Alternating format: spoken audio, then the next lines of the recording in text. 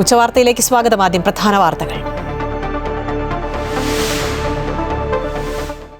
ഡൽഹി മാളവ്യ നഗറിലെ ഹോട്ടലിലെ തീപിടുത്തത്തിൽ 20 മരണം. ആളുകൾ കുടുങ്ങിക്കിടക്കുന്നതായി സംശയം. തീ അണച്ചു. രക്ഷാപ്രവർത്തനം തുടരുന്നു. അനുശോചിച്ച് ഡൽഹി മുഖ്യമന്ത്രി.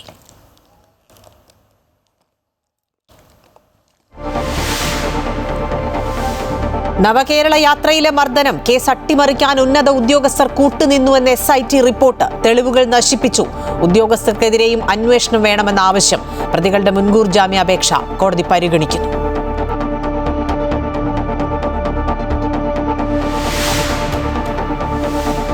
പ്രതിപക്ഷ ഉപനേതാവിനെ ചൊല്ലിയുള്ള CPM-CPI ചർച്ച പരാജയം.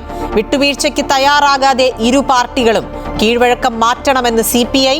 സ്ഥലം മാറ്റ വിവാദത്തിൽ മാനദണ്ഡങ്ങൾ ലംഘിച്ചിട്ടില്ലെന്ന് പ്രതിപക്ഷത്തിന്റെ അടിയന്തര പ്രമേയ നോട്ടീസിൽ മന്ത്രി സണ്ണി ജോസഫ്. ചട്ടങ്ങൾ ലംഘിച്ചെന്നും ഉത്തരവ് റദ്ദാക്കണമെന്നും പ്രതിപക്ഷം. ശബരിമല സ്വർണ്ണക്കൊള്ളയിൽ സർക്കാരിനും LDF-നുമെതിരെ BJP നിയമസഭയിൽ.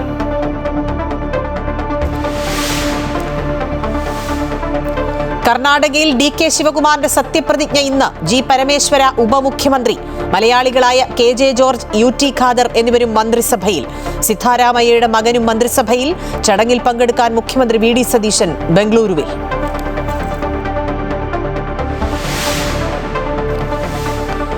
കുവൈറ്റ് വിമാനത്താവളത്തിന് നേരെ ഇറാന്റെ ആക്രമണം. വൻ നാശനഷ്ടം. വിമാന സർവീസുകൾ റദ്ദാക്കി. ഒട്ടേറെ പേർക്ക് പരിക്ക്.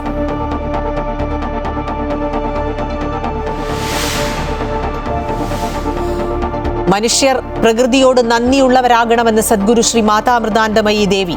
സ്നേഹത്തെയും കാരുണ്യത്തെയും മുറുകെ പിടിക്കണമെന്നും അമ്മ. തൃശൂർ ബ്രഹ്മസ്ഥാന വാർഷിക മഹോത്സവം തുടരുന്നു. അമ്മയുടെ അനുഗ്രഹ പുണ്യം തേടി ഭക്തജനപ്രവാഹം. ഗൺമാൻമാരെ ആക്രമിച്ച പ്രതികളുടെ മുൻകൂർ ജാമ്യാപേക്ഷ കോടതി പരിഗണിക്കുകയാണ്. മുഖ്യമന്ത്രിക്ക് സുരക്ഷാ ഭീഷണി ഉണ്ടായിരുന്നുവെന്നും ഗൺമാനും സുരക്ഷാ ഉദ്യോഗസ്ഥരും നിർവഹിച്ചത് സുരക്ഷാ ചുമതല മാത്രമാണ് എന്നുമാണ് പ്രതിഭാഗം വാദിച്ചത്.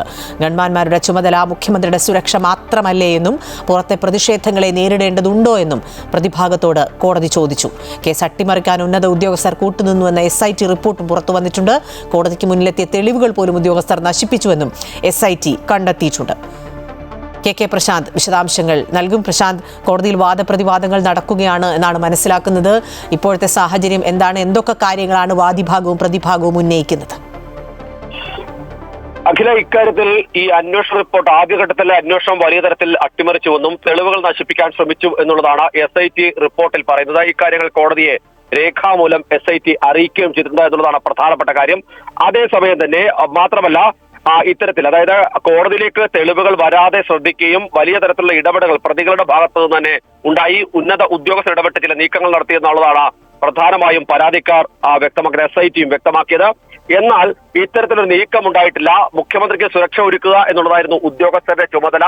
ആ കൃത്യനിർവഹണം മാത്രമാണ് അവർ നടപ്പിലാക്കിയത്. അതിനകത്ത് മറ്റ് അട്ടിമറികളും തന്നെ ഉണ്ടായിരുന്നില്ല എന്നുള്ളതാണ് പ്രതിഭാഗം വാദിച്ചത്. കോടതി ഇക്കാര്യത്തിൽ എടുത്ത നിലപാടെന്ന് പറയുന്നത് ഏതൊക്കെ തരത്തിൽ, അതായത് ഇങ്ങനെ ഒരു ഇടപെടലിന് സാഹചര്യം ഉണ്ടായിരുന്നു, അതോടൊപ്പം തന്നെ അതിന് നിയമപരമായ പരിരക്ഷ നൽകാനുള്ള സാഹചര്യമുണ്ട് തുടങ്ങിയ കാര്യങ്ങൾ കൃത്യമായി തന്നെ കോടതി പരിശോധിക്കാനുണ്ടായത്. മാത്രമല്ല, മുഖ്യമന്ത്രിയുടെ വാഹനം പോകുമ്പോൾ മുഖ്യമന്ത്രിക്കൊപ്പം ഉണ്ടായിരുന്ന അകമ്പടി വാഹനത്തിലും അതുപോലെ തന്നെ മുഖ്യമന്ത്രിക്കൊപ്പം ഉണ്ടായിരുന്ന ഗൺമാൻ ഉൾപ്പെടെയുള്ളവരും പുറത്തിറങ്ങി ലോക്കൽ പോലീസിനെ മറികടന്ന് ഈ പറയുന്ന പരാതിക്കാരെ മർദ്ദിച്ചിട്ടുണ്ടോ തുടങ്ങിയ കാര്യങ്ങളാണ് പ്രധാനമായും കോടതി പരിശോധിച്ചത് എന്നുള്ളതാണ് പ്രധാനപ്പെട്ട കാര്യം. അതിൽ തന്നെ ഇപ്പോൾ കോടതി ഏറ്റവും ഒടുവിലായി പറഞ്ഞിട്ടുള്ളത് മെഡിക്കൽ ബോർഡ് റിപ്പോർട്ടിൽ ഗുരുതര മുറിവ് എന്ന വിവരം ഇല്ലല്ലോ എന്ന് കോടതി ചോദിക്കുന്നുണ്ട്. എന്തിന്റെ അടിസ്ഥാനത്തിലാണ് IPC 308, അതായത് നിലവിലുള്ള നരഹത്യാ ശ്രമ കുറ്റം ചുമത്തിയതെന്ന് കൂടി കോടതി ചോദിക്കുന്നു.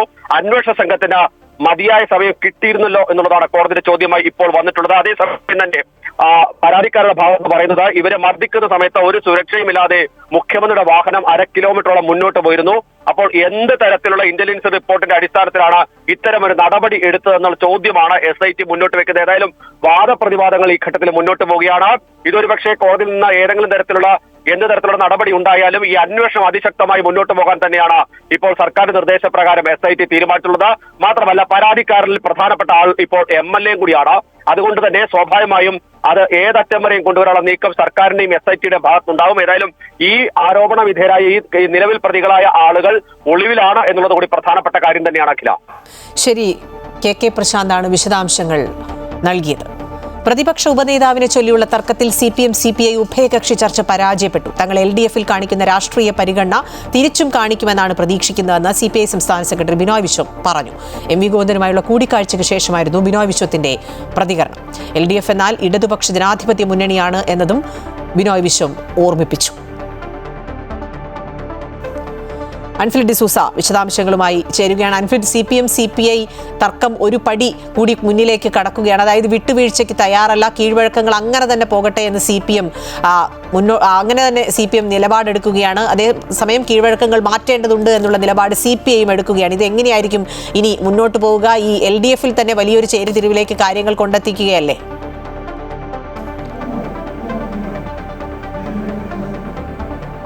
തീർച്ചയായും മഖില, അതായത് ഒരു ഇടവേളയ്ക്ക് ശേഷമാണ് CPM-ഉം CPIയും തമ്മിലുള്ള ഒരു തർക്കം അത് വലിയ രീതിയിൽ പരസ്യമായി തന്നെ ഉടലെടുക്കുന്നു, പരസ്യമായി മറന്നീക്കി പുറത്തു വരുന്നു. PM ശ്രീ വിവാദം വലിയ രീതിയിൽ കൊടുമ്പിരി കൊണ്ട് നമ്മൾ കണ്ടതാണ്. അതിനുശേഷമാണ് ഇപ്പോൾ ഈ പ്രതിപക്ഷ ഉപനേതാവ് എന്ന പദവിയെ ചൊല്ലി CPM-ഉം CPIയും വിട്ടുവീഴ്ചയ്ക്ക് തയ്യാറാകാതെ നിൽക്കുന്നു. ഇരു വിഭാഗവും തങ്ങളുടെ നിലപാടിൽ ഉറച്ചു നിൽക്കുന്നു. CPM അങ്ങനെ ഒരു കീഴ്വഴക്കമില്ല എന്ന് പറയുമ്പോൾ CPI ആ കീഴ്വഴക്കം മാറ്റണമെന്ന നിലപാടിൽ ഉറച്ചു നിൽക്കുകയാണ്.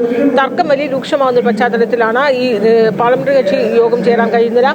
CPM-ന്റെ നിയമസഭാ യോഗത്തിൽ പങ്കെടുക്കാൻ കഴിയാതെ നിൽക്കുന്നു. ഈ ഒരു സാഹചര്യത്തിലാണ് ഉഭയകക്ഷി ചർച്ചകളുടെ പ്രശ്നം പരിഹരിക്കാനുള്ള നീക്കം നടത്തി. പക്ഷേ ഉഭയകക്ഷി ചർച്ചയിൽ പോലും പരാജയപ്പെടുന്ന ഒരു സാഹചര്യമാണ് ഉണ്ടായത്. രണ്ടുപേരും MV ഗോവിന്ദനായാലും ബിനോയ് വിശ്വമായാലും അവരവരുടെ നിലപാടിൽ ഉറച്ചു നിന്നു. കീഴ്വഴക്കം മാറ്റാനാവുകയില്ല എന്ന നിലപാടിൽ തന്നെ CPM സംസ്ഥാന സെക്രട്ടറി MV ഗോവിന്ദൻ ഉറച്ചു നിൽക്കുന്നു. എന്നാൽ CPI ആകട്ടെ ആ നിലപാട് മാറ്റണം, കീഴ്വഴക്കം മാറ്റണം, അത് പ്രതിപക്ഷ ഉപനേതാസ്ഥാനം CPIക്ക് നൽകണം, K രാജൻ ഉപനേതാവാകണമെന്ന നിലപാട് പറയുന്നു. എന്നാൽ അത് CPM തന്നെ നിൽക്കും, KN ബാലഗോപാൽ ഉപനേതാവാകുമെന്ന രീതിയിൽ CPM നിലപാടെടുക്കുന്നു. പക്ഷേ ഇനി ഈ ചർച്ച പോലും അരസിപ്പിരിഞ്ഞു പരാജയപ്പെട്ട സാഹചര്യത്തിൽ CPIയുടെ നിലപാട് എന്താകുമെന്നാണ് പരസ്യമായി തന്നെ ഈ വിഷയം അവതരിപ്പിച്ചുകൊണ്ടിരിക്കുന്നു. അങ്ങനെയെങ്കിൽ പാർലമെന്ററി പാർട്ടി യോഗം ചേരാൻ കഴിയാതെ വരുന്നു, ഇടതുമുന്നണി യോഗം പോലും വിളിക്കാൻ വരാതെ കഴിയുന്നു.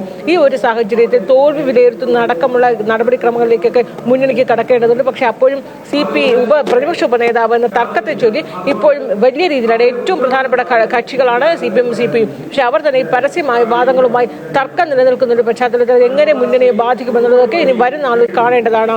അഖില, ശരി. അൻഫിൽഡ് ഡിസൂസയാണ് വിശദാംശങ്ങൾ നൽകിയത്. ബിനോയ് വിശ്വത്തിന്റെ പ്രതികരണം കൂടി കാണാം. CPM നിലപാടിൽ നിൽക്കുന്നു. രണ്ട് പാർട്ടികൾക്കും ഒരു മാറ്റവുമില്ല. ഇപ്പോഴത്തെ അവസ്ഥയിൽ CPI നിലപാടിൽ CPI നിൽക്കുന്നു, CPM നിലപാടിൽ CPM നിൽക്കുന്നു. CPM ബന്ധത്തെ പറ്റി ഞങ്ങൾക്ക് നിലപാടുണ്ട്. LDF-ൽ അതിൻ്റെ താല്പര്യങ്ങൾക്ക് ആ രാഷ്ട്രീയത്തിന് എത്രമാത്രം പ്രാധാന്യം CPI കൊടുക്കുന്നുണ്ടോ അത്രയും പ്രാധാന്യം CPM കൊടുക്കേണ്ടതാണ്. ഭരണമാറ്റത്തിന് ശേഷമുണ്ടായ കൂട്ടത്തോടെയുള്ള സ്ഥലം മാറ്റത്തിൽ പ്രതിപക്ഷം കൊണ്ടുവന്ന അടിയന്തര പ്രമേയത്തിന് അനുമതി നിഷേധിച്ചു. സഭയിൽ പ്രതിപക്ഷം വാക്കൌട്ട് നടത്തി. പവർ ബ്രോക്കർമാരും ദല്ലാൾമാരും കാര്യങ്ങൾ തീരുമാനിക്കുന്നുവെന്ന് പ്രതിപക്ഷ നേതാവ് പിണറായി വിജയൻ ആരോപിച്ചു. മാനുഷിക പരിഗണനയില്ലാതെയും അന്യായമായും നടത്തിയ സ്ഥലമാറ്റം റദ്ദാക്കണമെന്നാണ് പ്രതിപക്ഷം ആവശ്യപ്പെട്ടത്. മുൻ സർക്കാർ ചെയ്തിട്ടുള്ള നിയമവിരുദ്ധ സ്ഥലമാറ്റമൊന്നും UDF സർക്കാർ നടത്തിയിട്ടില്ല എന്ന് മന്ത്രി സണ്ണി ജോസഫ് മറുപടി നൽകി. പുതിയ സർക്കാർ അധികാരമേറ്റതിനെ തുടർന്ന് ഭരണപരമായ സൗകര്യാർത്ഥം നടക്കുന്ന സ്വാഭാവിക സ്ഥലം മാറ്റങ്ങളും റിട്ടയർമെന്റ് മൂലമുള്ള മാറ്റങ്ങളും മാത്രമാണ് നടത്തിയിട്ടുള്ളത്. ജീവനക്കാരുടെ മനോവീര്യം തകർക്കുന്ന രീതിയിലോ ജനങ്ങൾക്ക് ബുദ്ധിമുട്ടുണ്ടാക്കുന്ന രീതിയിലോ യാതൊരു നടപടിയും ഈ സർക്കാർ സ്വീകരിച്ചിട്ടില്ല. സർക്കാർ സേവനങ്ങളുടെ കാര്യക്ഷമത വർദ്ധിപ്പിക്കുന്നതിനും ഭരണക്രമം സുഗമമാക്കുന്നതിനുമുള്ള നടപടികൾ മാത്രമാണ് സ്വീകരിച്ചിട്ടുള്ളത്. ഏതെങ്കിലും ജീവനക്കാർക്ക് ഇക്കാര്യത്തിൽ പരാതികളുള്ള പക്ഷം ആയത് അനുഭാവപൂർവ്വം പരിഗണിച്ച് പരിഹാരമുണ്ടാക്കുന്നതിന് സർക്കാർ തയ്യാറാണെന്ന കാര്യവും സഭയെ അറിയിക്കുന്നു. അതിനാൽ സാർ, ഈ വിഷയം സഭ നിർത്തിവെച്ച് ചർച്ച ചെയ്യേണ്ട ഗൗരവമുള്ളതല്ല. കൃത്യമായ സർവീസ് സീനിയോറിറ്റിയും പരിഗണനാർഹമായ ഇതര യോഗ്യതകളും അനുസരിച്ച് സുതാര്യമായി നടത്തിവരുന്ന പൊതുസ്ഥലമാറ്റം അതാണ് കേരളത്തിൽ നടന്നു വന്നത്. അത് അട്ടിമറിക്കുന്നത് തീർത്തും ജനാധിപത്യ വിരുദ്ധമാണ്. ഇത് നമ്മുടെ ബഹുമാനായ മന്ത്രി പറഞ്ഞ കാര്യങ്ങളിൽ ഇത് തന്നെ ആവർത്തിക്കുമെന്ന സൂചനയാണ് ഉണ്ടായിട്ടുള്ളത്. നീതിരഹിതമായ സ്ഥലം മാറ്റം തുടരും എന്ന തരത്തിലാണ് അദ്ദേഹം ഇവിടെ പ്രഖ്യാപനം നടത്തിയിട്ടുള്ളത്. സർക്കാരിനെതിരെ BJP നിയമസഭയിൽ സ്വർണം കെട്ടവൻ ആരപ്പ സഖാക്കളാണേ അയ്യപ്പ എന്നായിരുന്നു വിമർശനമെന്നും ഭരണത്തിൽ വന്നപ്പോൾ അതേപ്പറ്റി മിണ്ടുന്നില്ല എന്നും BB ഗോപകുമാർ നിയമസഭയിൽ പറഞ്ഞു. കാലാകാലങ്ങളായി രണ്ടുപേരും ഒരേ മനസ്സോടെ പ്രവർത്തിക്കുകയാണെന്നും ആരോപണ പ്രത്യാരോപണങ്ങൾ ഉന്നയിക്കുക മാത്രമേ ഉള്ളൂ, തെളിയിക്കാനുള്ള ഭരണപരമായ ഉത്തരവാദിത്വം കാണിക്കുന്നില്ല എന്നും BB ഗോപകുമാർ ആരോപിച്ചു. കഴിഞ്ഞ ഗവൺമെന്റ് കാലഘട്ടത്തിൽ ഇപ്പോൾ ഭരണകക്ഷിയായിട്ടിരിക്കുന്നവർ ഈ നിയമസഭയ്ക്കകത്ത് ലോകസഭയ്ക്ക് മുന്നിലും വിളിച്ച ഒരു മുദ്രാവാക്യം, ഒരു പാട്ടുണ്ട്, സ്വർണം കട്ടവൻ ആരപ്പ സഖാക്കളാണേ അയ്യപ്പ. വളരെ വ്യാപകമായി ഈ ഇരിക്കുന്ന നിയമസഭാ സാമാജികർ അടക്കം പാടിയിട്ടുള്ളതാണ്. പക്ഷേ ഒരു നയപ്രഖ്യാപന പ്രസംഗം അവതരിപ്പിക്കപ്പെട്ടപ്പോൾ എന്താണോ പ്രതിപക്ഷത്തിരുന്നപ്പോൾ ഇവർ ഉന്നയിക്കപ്പെട്ടത്, അത് ഭരണകക്ഷിയായി മാറിയപ്പോൾ അതിനെ സംബന്ധിച്ച് ഒരു നിലപാടും, കേരളം കണ്ട ഏറ്റവും വലിയ കൊള്ള, കേരളത്തിലെ ഭക്തജനങ്ങളുടെ മനസ്സിനെ വേദനിപ്പിച്ച ആ സംഭവത്തെ സംബന്ധിച്ച് ഒരു വാചകം ആ നയപ്രഖ്യാപന പ്രസംഗത്തിൽ ഇല്ല എന്നുള്ളത് ഏറെ ശ്രദ്ധിക്കപ്പെടേണ്ടതാണ്. കർണാടക മുഖ്യമന്ത്രിയായി DK ശിവകുമാർ ഇന്ന് സത്യപ്രതിജ്ഞ ചെയ്യും. G. പരമേശ്വര ഉപമുഖ്യമന്ത്രിയാകും. മുൻ മുഖ്യമന്ത്രി സിദ്ധാരാമയ്യയുടെ മകൻ യതീന്ദ്ര സിദ്ധരാമയ്യ ഉൾപ്പെടെ 10ഓളം മന്ത്രിമാർ ശിവകുമാറിനൊപ്പം സത്യപ്രതിജ്ഞ ചെയ്യും. ലോക്ഭവനിൽ 2000-ഓളം ആളുകൾ പങ്കെടുക്കുന്ന ചടങ്ങിലാണ് സത്യപ്രതിജ്ഞ. മന്ത്രിസഭയിൽ 2 മലയാളികളും ഇടം പിടിച്ചിട്ടുണ്ട്. KJ ജോർജ്, UT ഖാദർ എന്നിവരാണ് മലയാളികളായ മന്ത്രിമാർ. സത്യപ്രതിജ്ഞാ ചടങ്ങിൽ കോൺഗ്രസ് നേതാക്കളായ മല്ലികാർജ്ജുൻ ഖാർഗെ, രാഹുൽ ഗാന്ധി, KC വേണുഗോപാൽ തുടങ്ങിയവരും കോൺഗ്രസ് മുഖ്യമന്ത്രിമാരായ VD സതീശൻ, രേവന്ത് റെഡ്ഡി എന്നിവരും പങ്കെടുക്കും. സ്ഥാനമൊഴിഞ്ഞ മുൻ മുഖ്യമന്ത്രി സിദ്ധാരാമയ്യയെ കോൺഗ്രസ് പ്രവർത്തക സമിതി അംഗമായി നിയോഗിച്ചു. കുവൈറ്റ് അന്താരാഷ്ട്ര വിമാനത്താവളത്തിന് നേരെയുണ്ടായ ആക്രമണത്തെ തുടർന്ന് വിമാന സർവീസുകൾ താൽക്കാലികമായി നിർത്തിവച്ചതായി കുവൈറ്റ് എയർവേസ്. വിമാന സർവീസുകൾ പുനഃക്രമീകരിച്ച ശേഷം യാത്രക്കാരുമായി നേരിട്ട് ബന്ധപ്പെടുമെന്ന് കമ്പനി വ്യക്തമാക്കി. യാത്രക്കാർ ഔദ്യോഗിക അറിയിപ്പുകൾ ശ്രദ്ധിക്കണമെന്നും ഏറ്റവും പുതിയ വിവരങ്ങൾക്കായി കുവൈറ്റ് എയർവേസിന്റെ വെബ്സൈറ്റും മറ്റ് ഔദ്യോഗിക പ്ലാറ്റ്ഫോമുകളും പിന്തുടരണമെന്നും അധികൃതർ നിർദ്ദേശിച്ചു. വിമാനത്താവളത്തിലെ ടെർമിനൽ 1 നേരെ ഇന്ന് കാലത്ത് ഡ്രോൺ മിസൈൽ ആക്രമണം നടന്നിരുന്നു. ആക്രമണത്തിൽ ഗുരുതരമായി നാശനഷ്ടം സംഭവിച്ചതായും നിരവധി പേർക്ക് പരിക്കേറ്റതായും അധികൃതർ അറിയിച്ചു. സംഭവത്തെ തുടർന്ന് സുരക്ഷാ നടപടികൾ ശക്തമാക്കി. കൂടുതൽ അറിയിപ്പുണ്ടാകുന്നതുവരെ വിമാന സർവീസുകൾ താൽക്കാലികമായി നിർത്തിവച്ചതായും സർവീസുകൾ മറ്റു വിമാനത്താവളങ്ങളിലേക്ക് തിരിച്ചുവിടുന്നതായും സിവിൽ ഏവിയേഷൻ വകുപ്പ് വ്യക്തമാക്കി.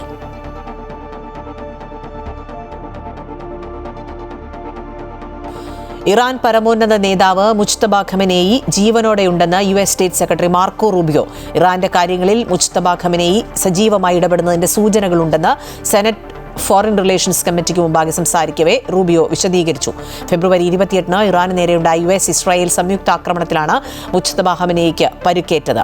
ഇറാനുമായി കരാറിലെത്തിച്ചേരുന്നതിനെക്കുറിച്ച് റൂബിയോ പ്രത്യാശയും പ്രകടിപ്പിച്ചിട്ടുണ്ട്. ഉപരോധങ്ങൾ നീക്കുന്നതിന് ഇറാൻ ആണവ പദ്ധതികൾ ഗണ്യമായി പരിമിതപ്പെടുത്തണമെന്നും റൂബിയോ പറഞ്ഞു. ഹോർമൂസ് കടലിടുക്ക് ഇറാൻ വീണ്ടും തുറക്കണമെന്നും അതിലെ കടന്നുപോകുന്ന കപ്പലുകളെ വെടിവെക്കുന്നത് നിർത്തണമെന്നും റൂബിയോ ആവശ്യപ്പെട്ടു. കടലിടുക്കിൽ ഇറാൻ സ്ഥാപിച്ച മൈനുകൾ നീക്കം ചെയ്യാൻ US സഹായിക്കണമെന്നും റൂബിയോ പറഞ്ഞു. ഡൽഹിയിൽ മാളവ്യ നഗറിലെ ഹോട്ടലിൽ തീപിടുത്തം. ഇതുവരെ 20 മരണം റിപ്പോർട്ട് ചെയ്തു. 37 പേരെ പരുക്കുകളോടെ ആശുപത്രിയിൽ പ്രവേശിപ്പിച്ചു. രാവിലെ 9 മണിയോടെയാണ് അപകടമുണ്ടായത്. ഷോർട്ട് സർക്യൂട്ടാണ് തീപിടുത്തത്തിന് കാരണമെന്നാണ് പ്രാഥമിക നിഗമനം. അപകടത്തിൽ പ്രധാനമന്ത്രി നരേന്ദ്രമോദി അനുശോചനം രേഖപ്പെടുത്തി. മരിച്ചവരുടെ ബന്ധുക്കൾക്ക് 2 ലക്ഷം രൂപയും പരിക്കേറ്റവർക്ക് 50,000 രൂപയും ധനസഹായം പ്രഖ്യാപിച്ചിട്ടുണ്ട്. ജിഷ്ണു കൃഷ്ണൻ വിശദാംശങ്ങൾ നൽകും. ജിഷ്ണു, ഏറ്റവും ദാരുണമായ സംഭവമാണ്. 20 പേരുടെ ജീവൻ നഷ്ടപ്പെട്ടിരിക്കുന്നു. കൂടുതൽ പേർ അവിടെ കുടുങ്ങിക്കിടക്കുന്നുണ്ട് എന്നുള്ള ചില സംശയങ്ങളും പുറത്തു വരുന്നുണ്ട്. വിവരങ്ങൾ.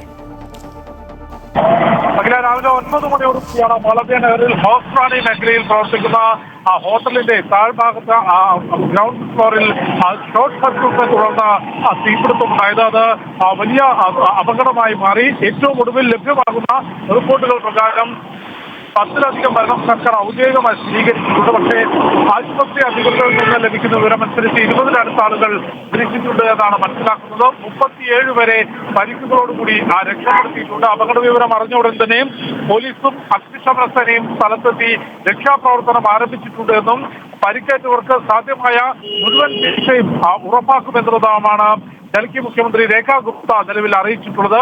അപകടത്തിൽ പ്രധാനമന്ത്രി നരേന്ദ്രമോദി അനുശോചനം അറിയിച്ചിട്ടുണ്ട്. മരിച്ചവരുടെ ബന്ധുക്കൾക്ക് 2 ലക്ഷം രൂപയും ഒപ്പം പരിക്കേറ്റവർക്ക് 50,000 രൂപയും അടിയന്തര ധനസഹായമാണ് പ്രധാനമന്ത്രി പ്രഖ്യാപിച്ചിട്ടുള്ളത്. ഒപ്പം രാഷ്ട്രപതി ഉൾപ്പെടെയുള്ളവർ ഈ അപകടത്തിൽ അനുശോചനം രേഖപ്പെടുത്തിയിട്ടുണ്ട്. അന്വേഷണം പുരോഗമിക്കുകയാണ്. പ്രാഥമികമായ നിഗമനം ഷോർട്ട് സർക്യൂട്ടാണ് തീപിടുത്തത്തിന് കാരണം എന്നുള്ളതാണ്. വിശദമായ അന്വേഷണം നടത്തും. ഡൽഹി ഉൾപ്പെടെയുള്ള മേഖലകളിൽ ഉഷ്ണതരംഗം രൂക്ഷമായതിനാൽ ഗ്യാസ് സിലിണ്ടർ പൊട്ടിത്തെറിക്കുന്നതും ഒപ്പം ഇത്തരത്തിൽ ഷോർട്ട് സർക്യൂട്ട് മൂലം അപകടം ഉണ്ടാകുന്നതിനുള്ള സാധ്യതകൾ നേരത്തെ തന്നെ അധികൃതർ മുന്നറിയിപ്പ് നൽകിയിരുന്നു. ജാഗ്രത പാലിക്കണമെന്ന നിർദ്ദേശം നൽകിയിരുന്നു. ഏതായാലും ഷോർട്ട് സർക്യൂട്ടാണ് ഈ അപകടത്തിന്റെ ജിഷ്ണു കൃഷ്ണനാണ് വിശദാംശങ്ങൾ നൽകിയത്. 20 പേരുടെ മരണമാണ് ഇപ്പോൾ സ്ഥിരീകരിച്ചിരിക്കുന്നത്. 37 പേരെ പരിക്കുകളോടെ ആശുപത്രിയിലും പ്രവേശിപ്പിച്ചിട്ടുണ്ട്. കൂടുതൽ ആളുകൾ കുടുങ്ങിക്കിടക്കുന്നുണ്ടോ എന്നുള്ളത് പരിശോധന രക്ഷാപ്രവർത്തനം പുരോഗമിക്കുകയാണ്. ജിഷ്ണു കൃഷ്ണനാണ് വിശദാംശങ്ങൾ നൽകിയത്.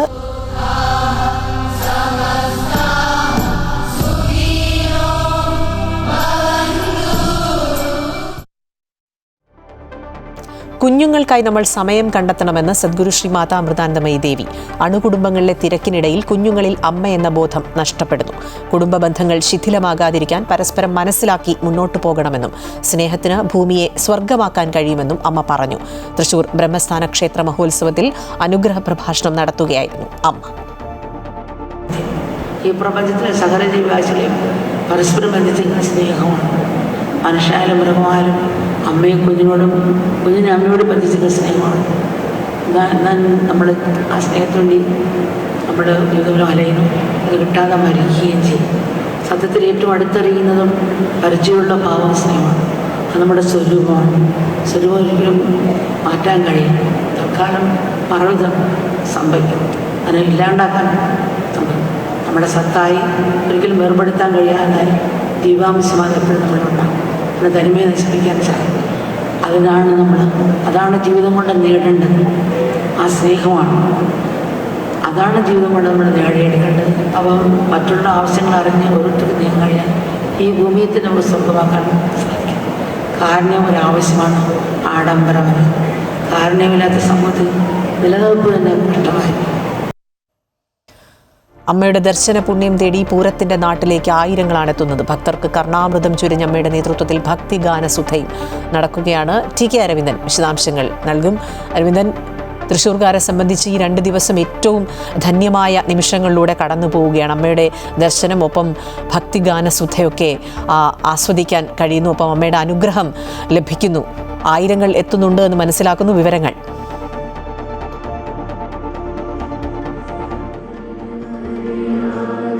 അഖില, തീർച്ചയായും കോവിഡിന് ശേഷം ആദ്യമായാണ് അമ്മ തൃശ്ശൂരിൻ്റെ മണ്ണിലേക്ക് എത്തുന്നത്. അതിനാൽ തന്നെ ഭക്തജനങ്ങൾ വളരെ ആഹ്ലാദത്തോടു കൂടിയാണ് അമ്മയെ വരവേറ്റത്. രാവിലെ 11 മണിക്ക് തന്നെ അമ്മ വേദിയിലെത്തി. കേന്ദ്രമന്ത്രി സുരേഷ് ഗോപിയാണ് അമ്മയെ വേദിയിലേക്ക് ആനയിച്ചത്. പ്രശസ്ത സംഗീത സംവിധായകൻ അദ്ദേഹത്തെ വരവേറ്റു. ഒപ്പം തന്നെ മറ്റുള്ള ആളുകൾ, ആരോഗ്യ സർവകലാശാല വൈസ് ചാൻസലർ മോഹനൻ കുന്നുമേൽ തുടങ്ങിയവർ അദ്ദേഹത്തെ വരവേറ്റു. വിദ്യാധരൻ മാസ്റ്റർ അദ്ദേഹത്തെ വരവേൽക്കാനുണ്ടായിരുന്നു. അങ്ങനെ തൃശ്ശൂരിലെ പൗരപ്രമുഖരെല്ലാം ചേർന്നാണ് അമ്മയെ സ്വീകരിച്ചത്. അതിനുശേഷം അമ്മ അനുഗ്രഹ പ്രഭാഷണം നടത്തി. ഈ അനുഗ്രഹ പ്രഭാഷണത്തിലാണ് അമ്മ കുഞ്ഞുങ്ങളെ കുറിച്ച് വേവലാതിപ്പെട്ടത്. കുഞ്ഞുങ്ങളെ ശ്രദ്ധിക്കണം. അണുകുടുംബങ്ങളിൽ കുഞ്ഞുങ്ങളെ ശ്രദ്ധിക്കാൻ സാധിക്കുന്നില്ല. ഇത് സമൂഹത്തിൽ വലിയ ഭവിഷ്യത്തുണ്ടാകുന്നു.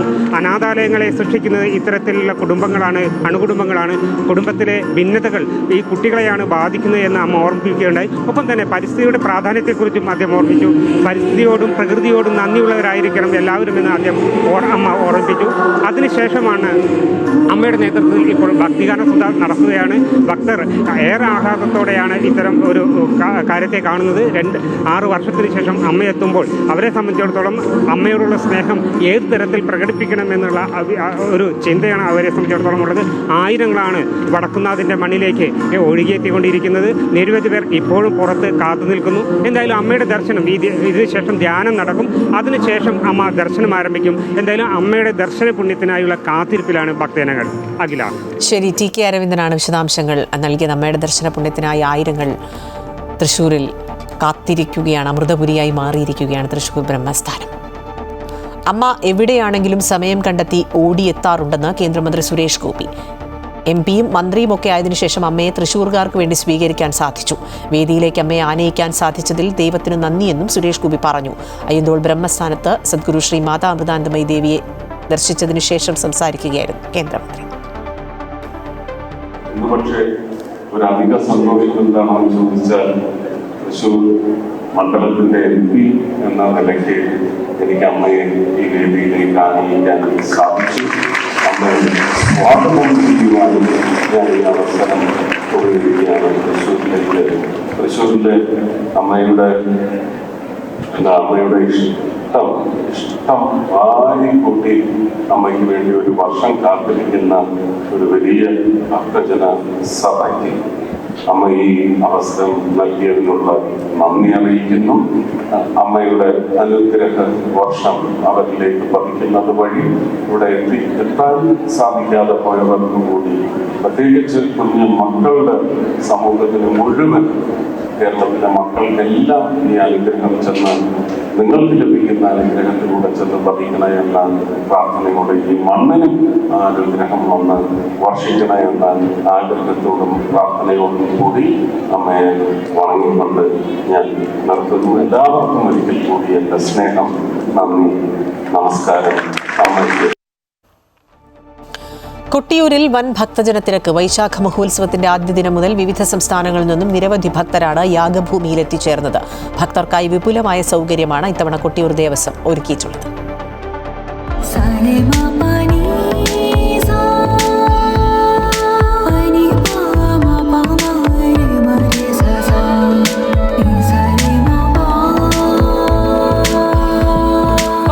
മഹോത്സവം ആരംഭിച്ചതിന് പിന്നാലെ കൊട്ടിയൂർ അക്കരെ ക്ഷേത്രത്തിൽ വലിയ ഭക്തജന തിരക്കാണ് അനുഭവപ്പെടുന്നത്. ദക്ഷിണേന്ത്യൻ സംസ്ഥാനങ്ങളിൽ നിന്നടക്കം ആദ്യ ദിനങ്ങളിൽ തന്നെ 10 ലക്ഷത്തിലധികം ഭക്തർ എത്തിച്ചേർന്നു.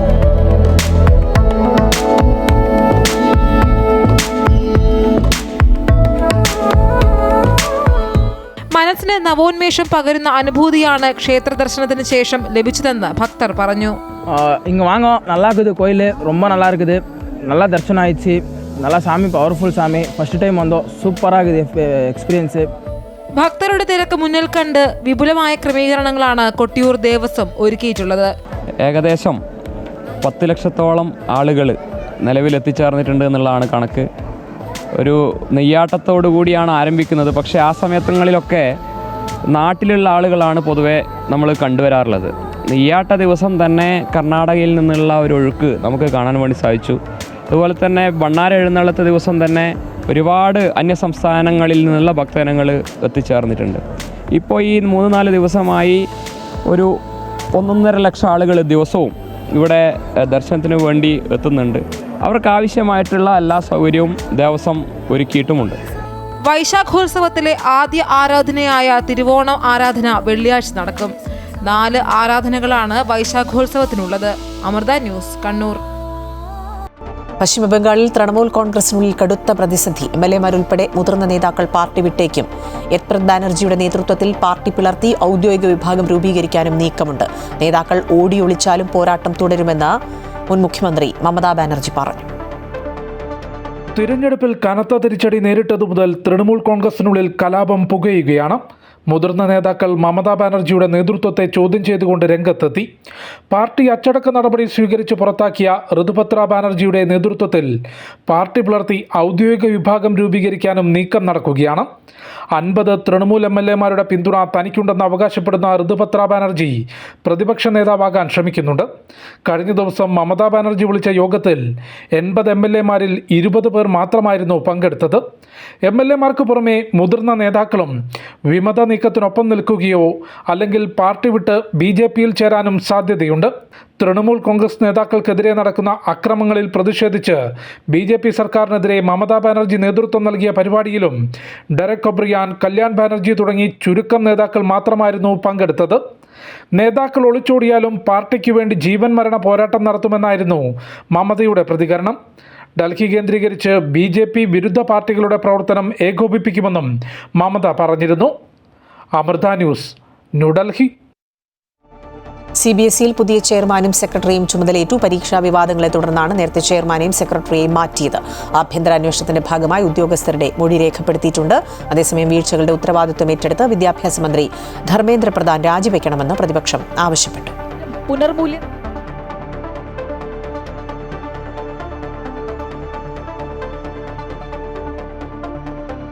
കാലവർഷത്തിന് മുന്നോടിയായി വിവിധ ജില്ലകളിൽ വേനൽ മഴ ശക്തമാണ്. ആലപ്പുഴ, കോട്ടയം, എറണാകുളം, തൃശൂർ ജില്ലകളിൽ ഇന്ന് ഓറഞ്ച് അലർട്ടാണ്. ബാക്കി ജില്ലകളിൽ യെല്ലോ അലർട്ട് പ്രഖ്യാപിച്ചിട്ടുണ്ട്. നാളെ തിരുവനന്തപുരം മുതൽ തൃശൂർ വരെ 8 ജില്ലകളിൽ ഓറഞ്ച് അലർട്ടാണ്. വെള്ളിയാഴ്ച വരെ അതിശക്തമായ മഴയുണ്ടാകുമെന്നാണ് കാലാവസ്ഥാ വകുപ്പിന്റെ പ്രവചനം.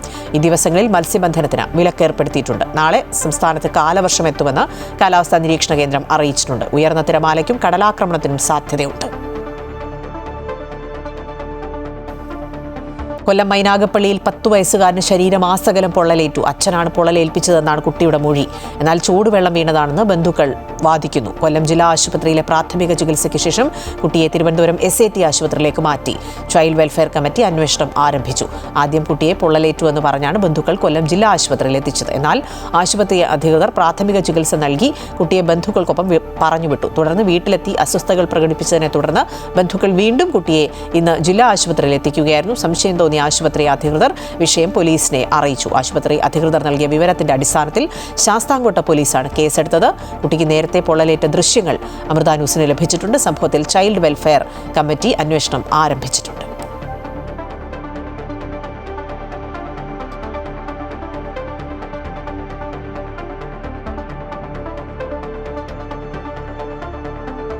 ഉച്ചവാർത്ത പൂർണ്ണമാവുകയാണ്. കൂടുതൽ വാർത്തകൾ അമൃത ന്യൂസ് യൂട്യൂബ് ചാനലിൽ കാണാം. നമസ്കാരം.